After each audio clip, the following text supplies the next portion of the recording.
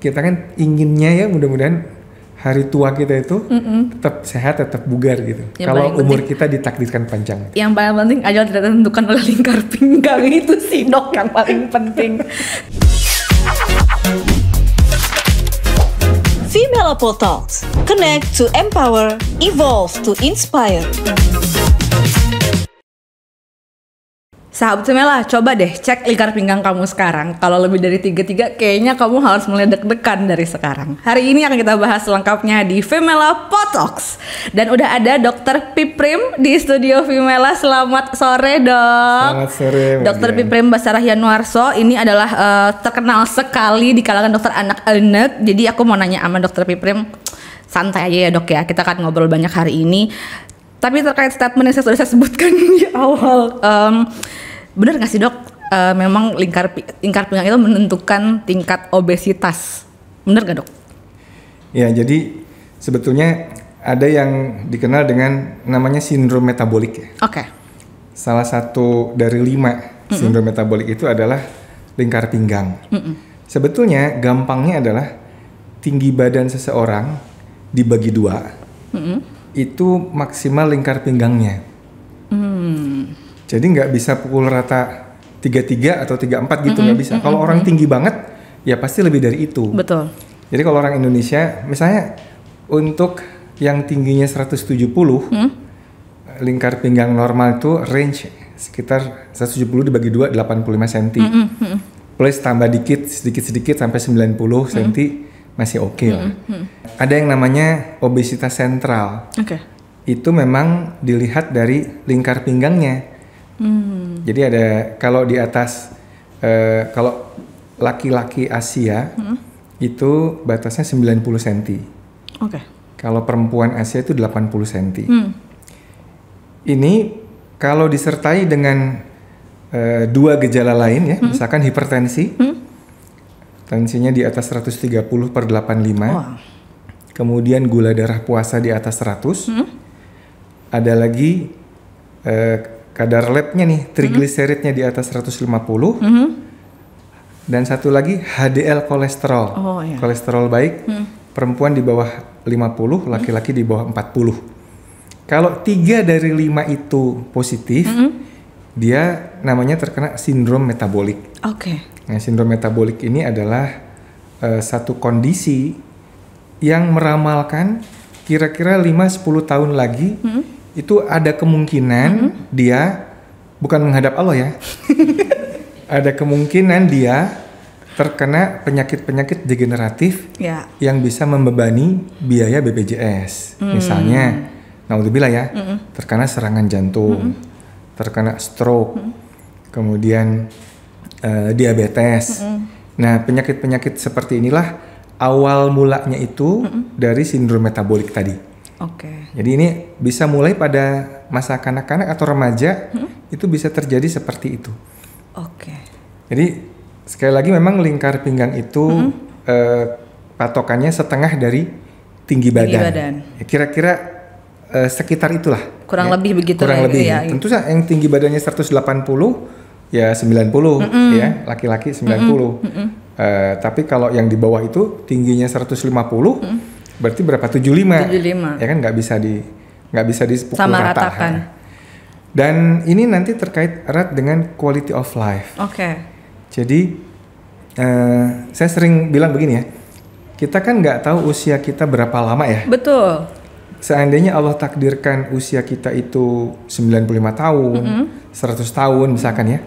Kalau saya nih, misalkan usia saya itu ditakdirkan Allah panjang gitu sampai 90-95. Amin. Saya itu pinginnya di usia itu saya masih bisa gendong cicit saya gitu. Ini visi ke depan ini penting loh. Karena kita kan nggak tahu umur berapa ya, nggak tahu loh. Betul. Karena saya tuh banyak ngelihat ya, orang kalau udah 80 ke atas, itu kok ringkihnya udah mulai kelihatan gitu. Mungkin kalau dia udah mulai lahir cicit pertama, udah nggak kuat lagi gendong.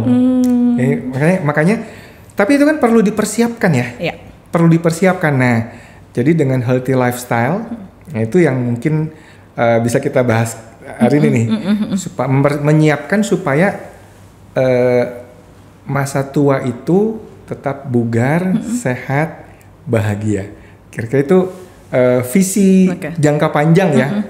Nah kalau urusan menghadap Allah itu memang nggak ada kaitan dengan lingkar pinggang. Karena orang yang lingkar pinggangnya normal pun kalau tiba-tiba dia keluar, kepleset jatuh atau keserempet mobil, itu bisa cepat menghadap Allah. Iya, bener sih. Dari kata kita gaya hidupnya sehat, kalau sudah dipanggil aja. Betul, gitu. Dan kita nggak boleh sombong ketika kita sehat. Oh, setuju itu aku setuju. Betul. Kita nggak boleh loh, saya sehat.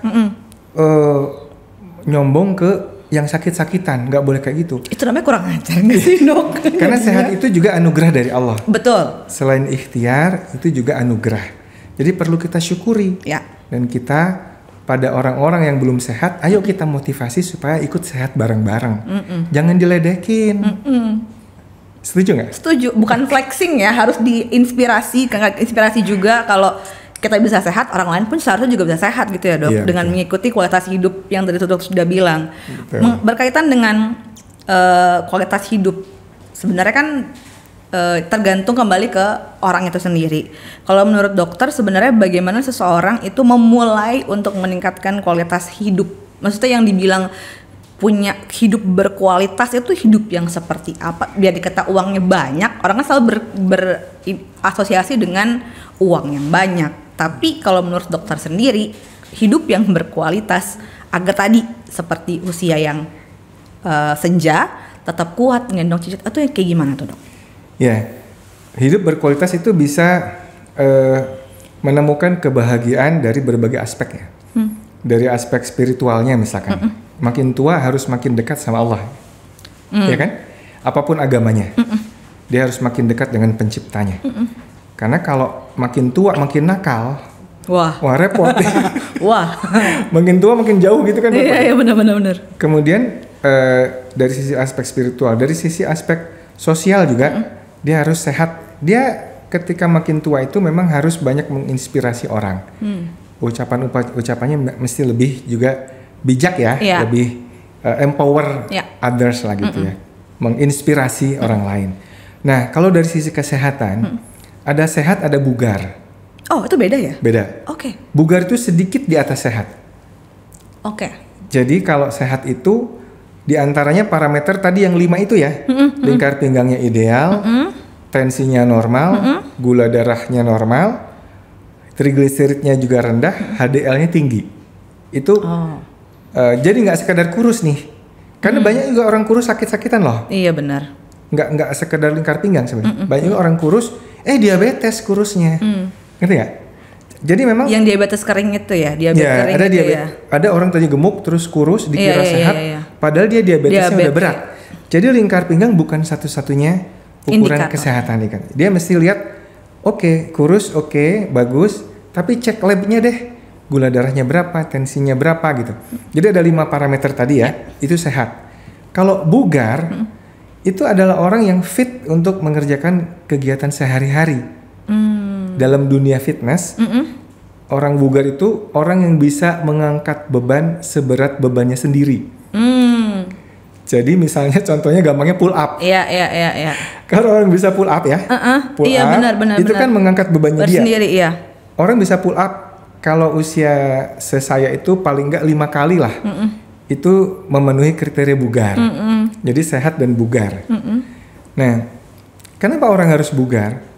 Karena orang itu memang harus bisa berkegiatan aktif tanpa merasa lelah, ya kan? Nah itu nanti urusannya dengan bagaimana gaya hidup, gaya hidup sehat ya. Nah dari antara gaya hidup sehat yang paling penting itu sebenarnya ada 5 poin. Kita bahas ya. Boleh. Pertama adalah kalau disuruh memilih mana yang paling penting di antara 5 gaya hidup sehat ini, tidur yang cukup. Langsung. Oke. Itu simpel tapi penting. Betul. Sebetulnya. Karena tidur yang cukup itu meriset semua masalah-masalah baik stres fisik maupun stres psikis. Dipotong, taruh TikTok, kasih ke atasan kalian. Oke. Lanjut, Dok. Jadi tidur itu bagusnya niru tidurnya nenek moyang kita. Kemarin saya ke Baduy Luar. Nginep di sana, ya kan? Itu saya merasakan bagaimana nikmatnya. Nggak ada listrik, nggak ada sinyal, nggak ada, pokoknya gelap deh malam itu. Tidurnya bisa cepet itu, bangunnya pun bisa pada saat menjelang fajar gitu ya. Jadi orang dulu itu kan tidur awal, bangunnya awal. Ya. Orang sekarang kan bisa tidur mulai jam 1 ya. Jam 1. Begadang main game segala macam. Jadi tidur itu tidur yang berkualitas untuk orang dewasa mungkin 6 jam 7 jam udah cukup ya. Anak-anak dia lebih banyak lagi panjang, tidurnya ya. Jadi tidur berkualitas paling penting. Yang kedua namanya keep moving. Jadi selalu aktif. Ketika dari pagi sampai sore itu aktif ya. Itu bagian juga supaya pembuluh darah kita tuh selalu bergerak. Ya. Jadi jangan gini loh, orang kan workout itu di gym. Iya, betul. Sementara kita lupa bahwa kegiatan sehari-hari, kayak kalau saya laki-laki ke masjid jalan kaki. Kalau kita parkir motor atau mobil, jangan yang deket-deket, cari aja parkiran yang jauh gitu. Biar tetap bergerak. Betul. Nah, kalau kita punya jam, manfaatkan paling enggak 10.000 langkah sehari. Betul. Kalau ke supermarket jalan kaki, jangan naik motor. Jalan kaki ya. Jadi keep moving, bergerak dari pagi sampai siang, sampai sore, sampai malam, itu memenuhi aktivitas fisik kita ya. Alangkah bagusnya kalau kita punya jadwal olahraga rutin. Rutin ya. Olahraga itu menurut saya anytime, anywhere.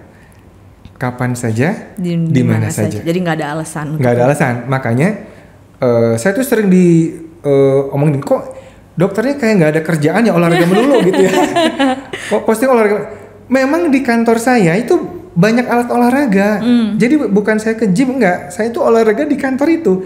Sambil ngajar, sambil Zoom misalkan ya dengar presentasi, saya olahraga sebentar gitu ya. Jadi kalau ya kok ini orang nggak ada kerjaan olahraga melulu. Saya kerjaan itu saya sambil gitu. Misalkan saya kan di RCM ya. Itu kan ada, kita kan sudah suka ngantri giliran ngerjakan tindakan pasien tuh. Saya ahli jantung anak. Jadi suka nutupin jantung bocor. Kadang-kadang kan kita bete ya nunggu, pasien saya belum giliran. Nah saya lari aja ke tempat situ. Saya nyimpen alat olahraga, kita olahraga dulu gitu.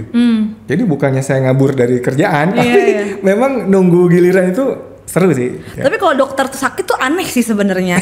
Kan jadi harusnya menjaga stamina sehingga bisa membantu menyembuhkan pasien gitu kan, Dok. Sebenarnya lebih make sense gitu sebenarnya. Bukan kadang ada kerjaan, guys, biar kalian juga sehat. Lanjut, Dok. Lanjut. Jadi olahraga itu intensitasnya harus yang sedang, sering, tapi nggak bikin kelenger, nggak boleh overtraining. Dan olahraganya mencakup antara kardio dan beban. Jangan sampai beban terus atau kardio aja. Kadang-kadang orang mikirnya gini, kalau udah tua sih jangan olahraga beban, jalan kaki aja. Itu kurang sama sekali. Ya, kalau udah tua itu dia nggak boleh justru harus investasi di otot. Jadi selain investasi properti, investasi emas, investasi saham, orang udah makin tua itu harus pikirkan investasi otot. Iya, kan. Buat apa? Mencegah sarkopenia namanya. Sarkopenia itu adalah penggerusan otot ketika kita makin tua. Kan makin tua kelihatan makin kurus ya nggak sih? Iya, dan makin pendek ya? Iya. Benar. Itu menyusut. Menyusut ya? Menyusut. Sarkopenia namanya. Padahal otot itu penting buat kita bisa berfungsi dengan baik. Yang tadi gendong cicit segala macam itu kalau ototnya habis bagaimana mau gendong? Tetap untuk menjaga massa otot itu sendiri. Betul. Makanya penting olahraga beban sekaligus olahraga kardio. Jadi selain ototnya kuat, jantungnya juga sehat gitu ya. Nah, ini penting. Olahraganya apa terserah masing-masing seperti apa. Sesuai dengan kemampuan, jangan dipaksakan. Betul. Yang ketiga ya. Olahraga yang cukup intens itu sekaligus menghilangkan stres. Oh iya lagi benar. Jadi manajemen stres itu yang ketiga ya, manajemen stres yang baik. Kita itu punya cara menyiasati stres. Stres itu bisa diambil oleh fisik atau psikis. Dua-duanya sama keadaannya. Jadi misalnya kita lagi banyak pikiran, olahraga aja. Karena dengan olahraga itu beban stres psikis itu diambil sebagian oleh stres fisiknya. Iya. Ngerti nggak ya? Jadi di stress relief-nya di situ jadinya. Iya. Misalnya kesel sama orang, tinju aja, main tinju. Jangan tinju orang ya. Nah, yang tinju orangnya. Jangan tinju orang. Kita tinju samsaknya. Ya, jadi itu rilis di situ. Ya. Selain itu, olahraga itu juga mengeluarkan endorfin ya. Iya. Jadi hormon bahagia. Akhirnya ketika orang olahraganya cukup, tidurnya cukup, dia manajemen stresnya baik dia. Nggak overthinking. Jadi kalau ibu-ibu manggilnya apa nih? Dian aja menurut. Bukan, ibu-ibu atau apa? Apa tuh? Audiens kita nih. Oh, sahabat female. Sahabat female. Banyaknya female ya? Iya, sebetulnya banyak kan kalau female. sudah mulai overthinking, ingat olahraganya tambahin dosisnya. Oh. Ini buat kamu khusus yang sering overthinking tengah malam gak dibalas chatnya, kamu mending olahraga teman-teman. Supaya keluar endorfinnya ya. Betul. Jadi manajemen stres tadi ya, manajemen stres tentu saja tadi dengan olah spiritual ya, bagaimana kita makin mendekatkan diri sama Tuhan ya, supaya itu juga rilis ya, orang kepasrahan itu kepada sang penguasa itu juga membuat rilis ya. Jadi tadi tidur, olahraga, manajemen stres ya. Yang keempat, nah ini puasa intermittent. Oh. Jadi lumayan tren juga ya, intermittent ini. Puasa intermittent tuh kenapa sih kok penting ya? Kayak barusan kan saya baru makan jam 1 tadi ya. Iya. Pagi-pagi ngopi aja. Makanya ngopinya saya tuh banyak karena sarapannya kopi aja. Jadi makan besarnya itu di makan siang. Makan sore udah mulai agak nggak terlalu besar. Puasa intermittent itu membuat kita memberi kesempatan organ pencernaan itu istirahat untuk detox. Namanya autofagi. Autofagi itu adalah satu konsep. Kalau kita punya 3 triliun sel dalam tubuh kita, masing-masing sel itu kalau dipuasakan, dia punya mekanisme detox. Jadi dia akan deteksi sel-sel sampah, sel yang tua, sel yang nggak berguna, dihancurin, recycle jadi nutrisi lagi. Oh. Makanya orang yang sering puasa intermittent tuh nggak perlu banyak skincare, perawatan, dia udah glowing. Karena dia recycle lagi sel-sel yang rusak. Gitu. Jadi kalau mau, saya sering bilang gini sih, skincare-nya laki-laki itu harusnya keringet sih.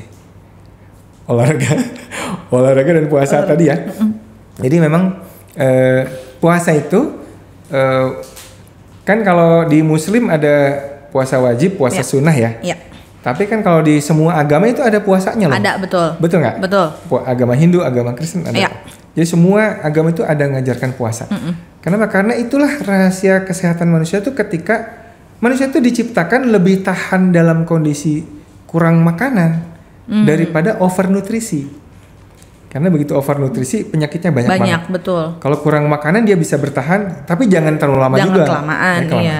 Makanya puasa intermittent itu salah satu konsep yang ideal untuk selalu mengaktifkan namanya autofagi tadi ya, supaya orang itu sering sel tubuhnya tuh diremajakan sering gitu. Tapi itu berapa lama sih dok? Maksudnya intermittent itu polanya ideal, ya maksudnya idealnya itu berapa lama?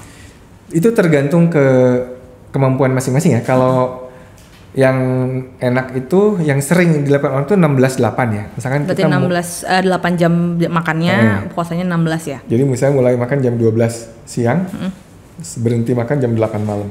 Oke. Di luar itu dia minum non kalori. Jadi nggak ada kalori. Itu puasa intermittent. Ya, kalau orang Muslim kan bisa saum sunnah namanya, puasa Senin Kamis atau 3 hari dalam sebulan ya. Itu juga sangat baik untuk kesehatan kita.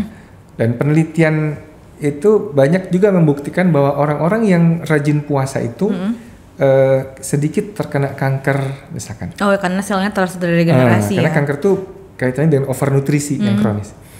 Kemudian yang kelima nih ya, perbaiki pola makan. Nah, pola makan yang sehat itu sebetulnya yang real food, ya real food ya. Jadi istilahnya yang nggak banyak diolah. Gitu. Sayangnya dunia modern sekarang, termasuk anak-anak kita, itu makanannya yang betul-betul ultra processed food dan banyak namanya refined carbs atau karbohidrat cepat serap. Ya. Aneka snack, minuman manis. Ya. Kenapa ini berbahaya? Karena kayak misalnya minuman manis ya, apalah gitu ya. Begitu kita minum, gula darah itu melonjak tinggi. Ketika melonjak tinggi, seger ya, nggak lama. Ya. Sesuatu yang naiknya cepat itu biasanya turunnya cepat. Ya. Begitu dia turun di lembah bawah ini, dia craving lapar lagi. Yeah. Kalau ada anak-anak yang berkebutuhan khusus dikasih minuman gula kayak gitu, dia craving ngamuk lagi, hiperaktif lagi. Ke-trigger lagi. Betul. Nah, jadi dia butuh snack lagi atau butuh minuman manis. Itu nggak selesai terus. Yeah. Akhirnya terjadi overnutrisi karena lapar terus dan akhirnya apa? Obesitas. Jadi obesitas tadi ya. Jadi pilihan nutrisi yang real food itu juga sangat penting. Jadi kembalilah kita ke ke gaya hidup orang dulu yang nggak pakai ilmu sebetulnya ya. Dimana real food itu yang mereka utamakan, nggak banyak proses makanan proses gitu. Itu saya kira paling nggak 5 hal yang mungkin bisa kita kerjakan supaya kita kan inginnya ya mudah-mudahan hari tua kita itu tetap sehat, tetap bugar gitu. Kalau umur kita ditakdirkan panjang. Yang paling penting ajal tidak ditentukan oleh lingkar pinggang itu sih dok yang paling penting. Dok, nanti ngomongin soal obesitas anak. Tapi kalau menurut dokter Piprem sendiri tanda fisik selain tadi lingkar pinggang gitu yang cukup terlihat pada anak-anak yang mengalami obesitas itu apa aja dok? Maksudnya dalam artian apakah pipinya cabi itu juga sudah mulai termasuk? Karena kan anak-anak tuh punya pipi cabi, perut gembul, paha kalau orang bilang roti sobek lah gitu. Itu kan gemes banget. Tapi banyak yang bilang itu jangan-jangan ada obesitas. Nah kalau menurut dokter Piprem sendiri seperti apa dok? Ya jadi ada patokannya. Ada biasanya kalau kita pakai tinggi badan berdasarkan berat badan berdasarkan tinggi badannya. Atau juga ada pakai indeks massa tubuh. Itu ada patokannya berdasarkan usia. Jadi kalau anak itu karena tumbuh dan berkembang, kita punya growth chart-nya itu ya. Ada grafik pertumbuhan. Jadi kita cocokkannya di situ. Biasanya kalau di atas persentil 95 ya, body mass index berdasarkan usianya, itu kita namakan obesitas. Kalau dia di atas 97 persentilnya, itu super obes. Ada obesitas di super obes. Jadi dari body mass index. Walaupun body mass index ini nggak cocok kalau untuk bodybuilder. Ya kan, bodybuilder juga BMI tinggi tapi dia ototnya yang banyak. Benar. Tapi kalau anak kan belum ada yang bodybuilder. Jadi bisa pakai body mass index. Itu berat badan dalam berat badan dalam kilo per tinggi badan dalam meter kuadrat. Ya. Nanti ada kalau pada anak itu pokoknya mesti ada grafiknya deh. Ya, yang di buku itu ya. Yang di buku itu, yang grafik WHO itu. Nanti dicocokkan di situ. Patokannya di atas 95 itu obes, di atas 97 itu super obes. Kira-kira gitu. Berarti secara fisik tidak menentukan secara langsung bahwa ini anak ada obesitas. Secara fisik juga kelihatan dong. Pasti dia cabi, ya kan? Ininya berlipat ya kayak gitu.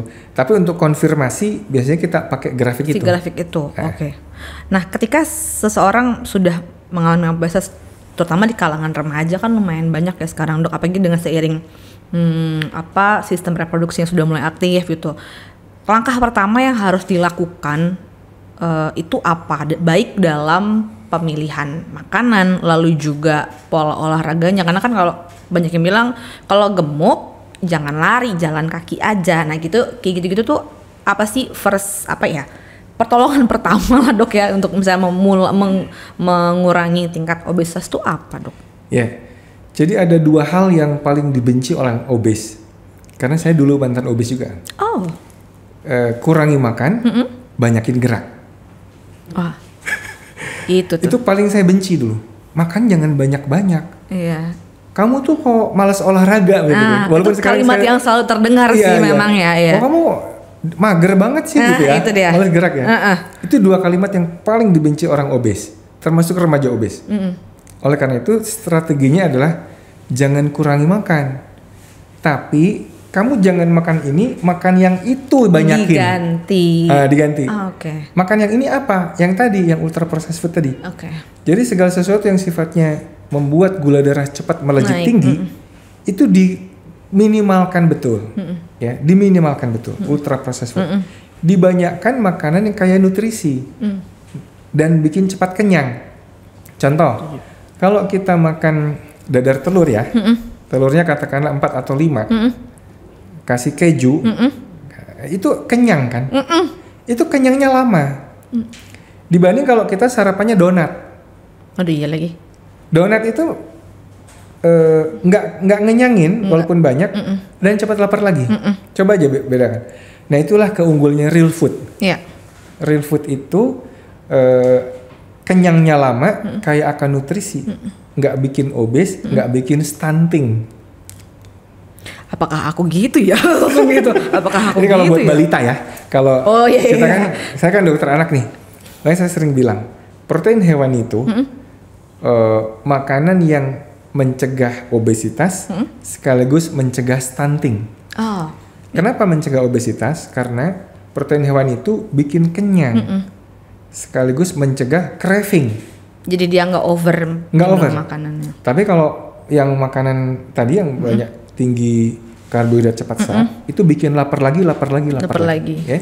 Dan juga mencegah stunting, karena stunting itu salah satu kunci kenapa anak itu stunting, karena dalam darahnya itu sedikit mengandung asam amino esensial. Asam amino esensial itu hanya ada pada protein hewani. Jadi nggak bisa stunting itu dikasih kayak kue-kue, mie instan, apalagi tahu tempe, apalagi sayur, daun kelor, sayur doang. Itu nggak bisa. Kalau itu tidak disertai dengan asupan protein hewani yang cukup, gitu ya. Protein hewani mesti cukup.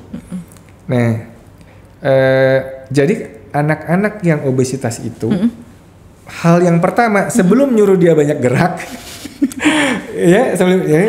ganti jenis makanannya. Ada penelitian menarik di salah satu jurnal di Pediatrics ya. Itu jurnal Pediatrics, tapi udah agak lama tuh, tahun 90-an ya. Tapi hasilnya bagus banget. Dia bikin anak-anak itu 3 kelompok.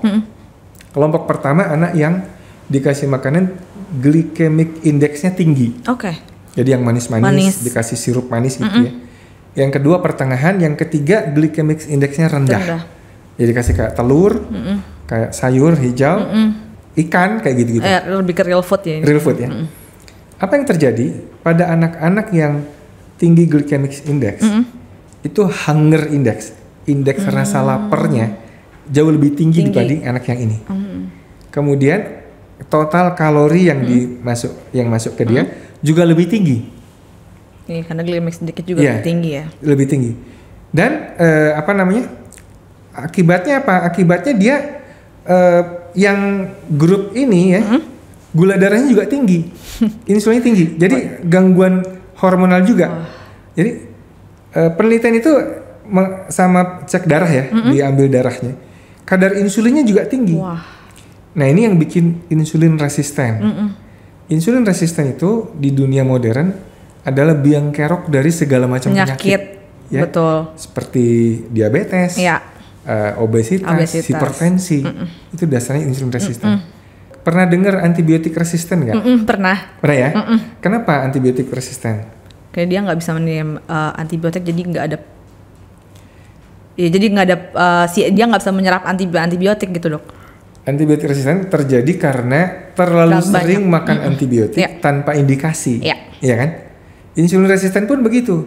Insulinnya terlalu sering karena terlalu dikeluarkan. Banyak insulin yang dikonsumsi. Iya, terlalu sering dikeluarkan sehingga sel-sel itu ndablek, nggak mau ikut perintah dia insulin. Ngambek. Aku udah nggak mau. Apa kalau kita kerja gitu ya?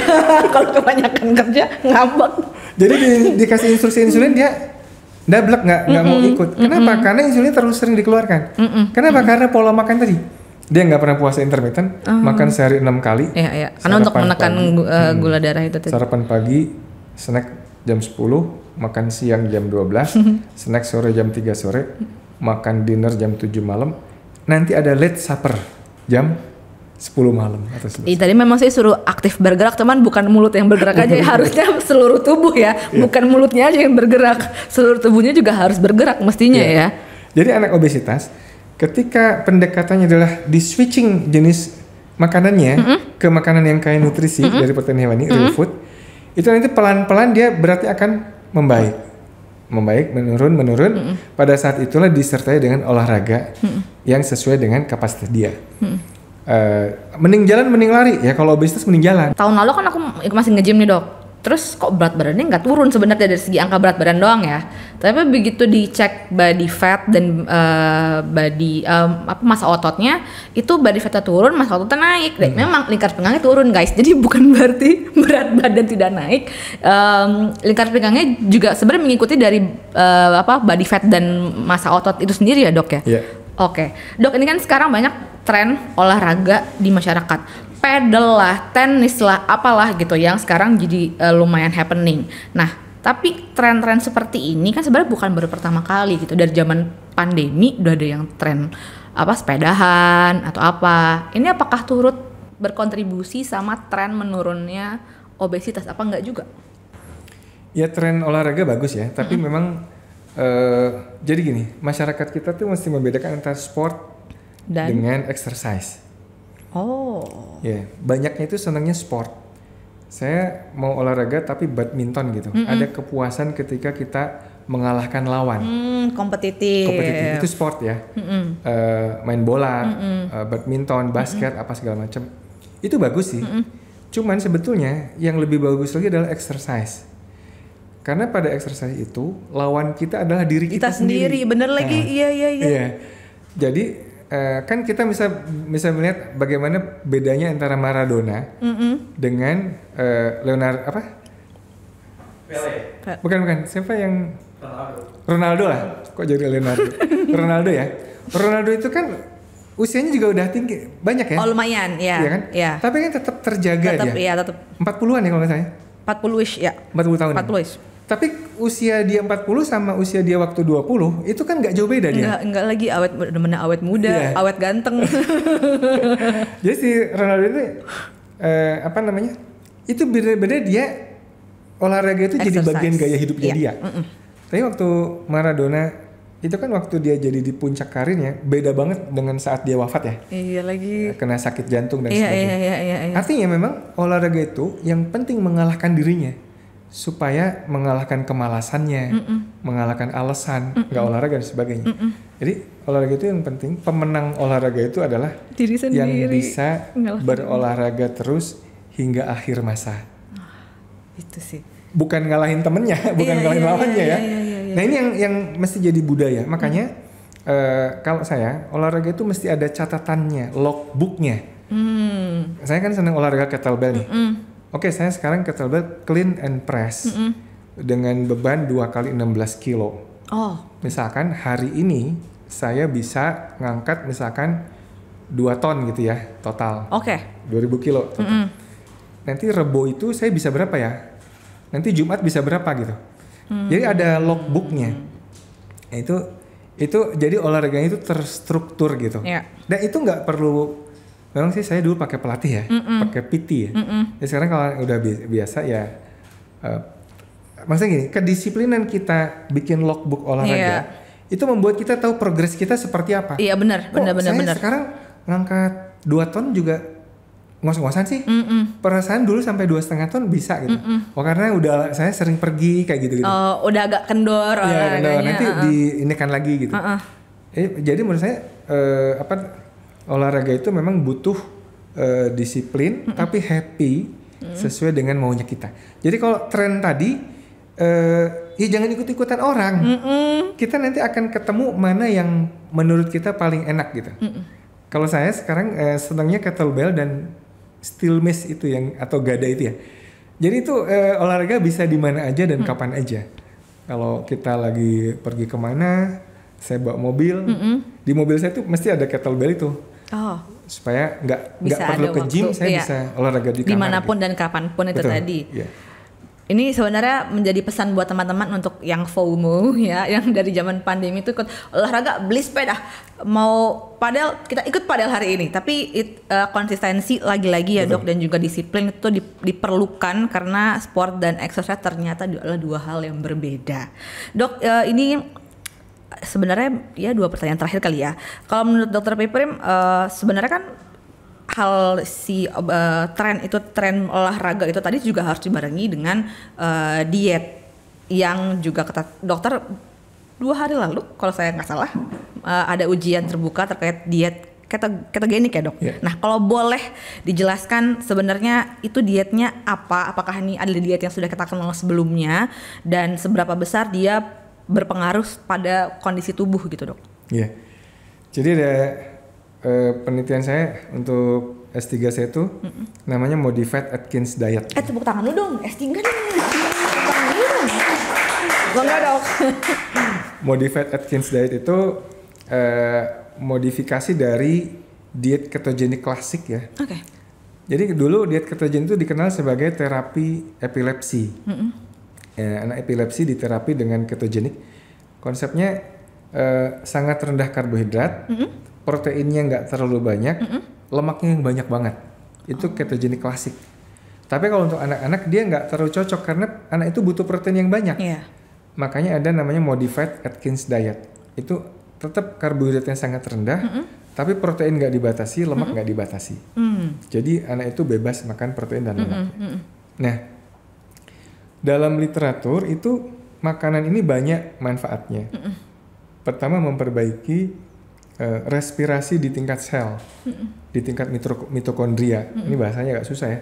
Apa dok? Tapi penyakit mitokondria itu terkait dengan aging, penuaan dini. Ya. Jadi anak-anak yang obesitas, diabetes itu penuaan dini. Iya lagi lebih boros mukanya biasanya.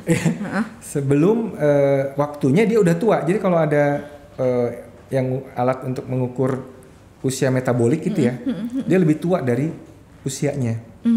Kenapa? Karena memang premature aging. Nah diet ini bisa memperbaiki respirasi di mitokondria sehingga outcome-nya itu banyak gitu ya. Kalau yang ke obesitas dia bisa bikin kurus, bikin langsing. Ke inflamasi dia bisa menekan inflamasi itu. Karena kan orang obes itu mengalami inflamasi kronik. Betul. Low grade inflammation namanya ya. Nah itu dengan pola makan seperti ini, dia kenapa pola makan ini bisa berhasil ya? Karena satu dia menurunkan insulin. Jadi kan ini karbohidratnya sangat rendah. Jadi dia seperti puasa tapi tidak puasa. Kan ya? Karena karbonnya rendah yang dikonsumsi. Kan kalau orang minuman manis, teh boba, apa segala macam itu, snack-snack itu, kan gula darahnya naik, insulinnya naik kan? Betul. Tapi kalau kita nggak makan karbohidrat itu, insulinnya juga rendah. Dia juga tubuh nggak juga mengeluarkan insulin. Betul. Gitu kan? Jadi dia memperbaiki sensitivitas insulin. Jadi selnya mau denger lagi perintah insulin. Iya. Nah, karena tadi resisten insulin itu biang kerok segala macam penyakit degeneratif. Betul. Maka ini ada antitesa dari resisten insulin. Jadi dia memperbaiki insulin. Ya. Intinya itu sih. Ngelusin insulin, yuk boleh yuk produksi lagi yuk, gitu ya kan. Betul. Jadi dia bisa untuk masalah inflamasi yang tinggi, untuk masalah obesitas, untuk diabetes gitu ya. Untuk sindrom metabolik lain seperti trigliserid yang tinggi. Teman saya tuh trigliseridnya ada yang sampai 900 ya. Wow. Normalnya kan 150 ya. Iya. Itu dia bingung. Dan gula darahnya HbA1c-nya berapa? 9. Udah diabetes ya. Teman saya sama-sama pengurus IDAI. Dia udah diabetes dan trigliserid tinggi banget. Iya. Panik dia. Aduh, dok saya diapain ya dok? Gini, obatnya apa? Nggak usah obatnya apa. Kamu cukup ikuti pola makan ini. Saya ajarkan Modified Atkins Diet itu ya. 3 bulan aja dia ketat ya. Trigliseridnya dari 900 turun jadi 150. Oh wow. Kemudian gula darahnya dari HbA1c 9 jadi 5,7 apa ya? Oh, hampir setengahnya. 3 bulan aja gitu. Hampir setengahnya. HbA1c. Kan itu susah ya kalau pada terapi nutrisi yang biasa gitu ya. Ini yang saya kira pola makan yang mungkin bisa dipertimbangkan untuk opsi pada orang-orang yang punya penyakit-penyakit sindrom metabolik. Saya ingin cerita ada pengalaman waktu saya di Baduy Luar tuh ya, nginep itu kan saya nginep di sana. Itu dia bilang si siapa orang-orang sana itu cerita kalau di sini balita yang kena sakit TBC itu nggak boleh makan apapun selain telur. Pada saat pengobatan 6 bulan itu kan TBC diobatin 6 bulan putus, ya. Dan nggak boleh putus. Iya, 6 bulan kan obatnya nggak boleh putus. Dan tradisi di Baduy itu, saya nggak tahu itu asal mulai dari mana. Tapi pokoknya kalau obatnya sakit TBC nggak boleh makan selain telur. Itu sebetulnya udah menerapkan MAD itu loh, modified diet. Iya, kan? Proteinnya tinggi, karbonnya di drop. Iya, benar. Kan telur ada protein ada lemaknya. Lemaknya betul. Dan saya kaget loh, anak ini sakit TBC tapi kok tinggi badannya gitu. Ya di sini kayak gitu dok katanya. Jadi ini memang, nah ini tradisi ilmiah ini mungkin perlu diteliti nanti. Ini menjadi inspirasi sebenarnya. Bagaimana kita bisa meneliti pada saat terapi TBC. TBC kita tuh juara 2 loh. Yang juara utamanya pertama India. Kita juara 2 loh. Tapi India itu kan penduduknya miliaran. Kita kan cuman nggak nyampe 300 juta. Belum nyampe. Artinya banyak TBC kita itu. Jadi mungkin bisa dipertimbangkan sebagai salah opsi. Bagaimana kita meneliti di Baduy itu, dia bisa tanpa ilmu banyak di textbook ternyata mengikuti tradisi gitu dia bisa bagus gitu. Masa kita kalah sama orang Baduy luar ya? Padahal kita belajarnya banyak gitu loh. Betul. Mungkin ini memicu penelitian. Saya rencananya pengen teliti itu tuh. Nanti kalau penelitiannya udah selesai boleh di-share ke Vimela ya dok, akan kita tulis sebagai artikel. Dan tepuk tangan dulu dong buat Dokter Piprim, ceritanya banyak banget hari ini dan aku senang banget ada banyak insight yang menarik. Sebenarnya nggak cuma masalah lingkar pinggang, ternyata obesitas itu juga ada banyak faktornya. Kalau gitu segini dulu Vimela Podtalks hari ini. Terima kasih sahabat Vimela sudah menyaksikan. Sampai jumpa di pertemuan berikutnya.